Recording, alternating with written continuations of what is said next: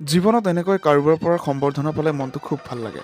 Actually matter is date আমাৰ আছিল এখন নামৰ নিমন্ত্ৰণ, কিন্তু মোৰ উঠোতে হ'ল দেৰি আৰু সেইকাৰণে দৌৰি ব্ৰাছ কৰি গৰম পানী খাই মেলি গা পা ধুই মই লাগি গ'লোঁ বিচনা ঠিক কৰাত, আৰু বিচনা ঠিক কৰি মেলি মই লাগি গ'লোঁ নামৰ ড্ৰেছ কৰিবলৈ, আৰু এনেকৈ নামৰ ড্ৰেছ কৰি মেলি মই সম্পূৰ্ণ সাজু নামৰ কাৰণে। কিন্তু ৰ'ব মই এতিয়াও পেট পূজা কৰাই নাই, আগতে পেট পূজাহে আছিল, আৰু এনেকৈ পেট পূজা কৰি মই ওলাই দিলোঁ নামৰ কাৰণে।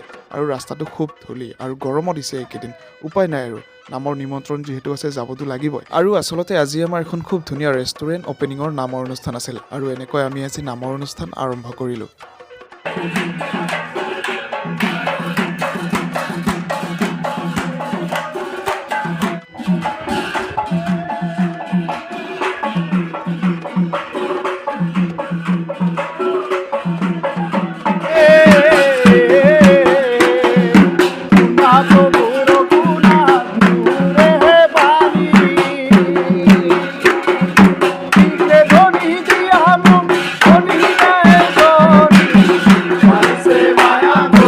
আৰু এনেকৈ নামৰ অনুষ্ঠানৰ শেষত আমাক সকলোকে চাহ জলপান দৈ চিৰাৰ ব্যৱস্থা কৰিলে, আৰু এনেকৈ চাহ জলপান খোৱাৰ পিছত আমাক সকলোকে এখন ৰাভা পাজাৰেৰে সম্বৰ্ধনা জনাইছিল।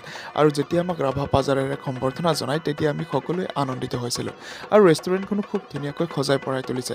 আপোনালোকে কেতিয়াবা সময় পালে নিশ্চয় আহিব। আৰু ৰেষ্টুৰেণ্টখন আছে বকৰ খাখাতিৰ দুৰ্গা মন্দিৰৰ ওচৰত। বাৰু আজিৰ ভিডিঅ'টো ইয়াতে সমাপ্ত কৰিছোঁ। নেক্সট ভিডিঅ'ত অতি সোনকালে লগ পাম। যদি ভাল লাগিছে লাইক কমেণ্ট শ্বেয়াৰ এণ্ড ছাবস্ক্ৰাইবখিনি কৰিব, আৰু যদি ইনষ্টাগ্ৰামত চাই আছে ফ'ল' কৰিবলৈ নাপাহৰিব। Bye bye.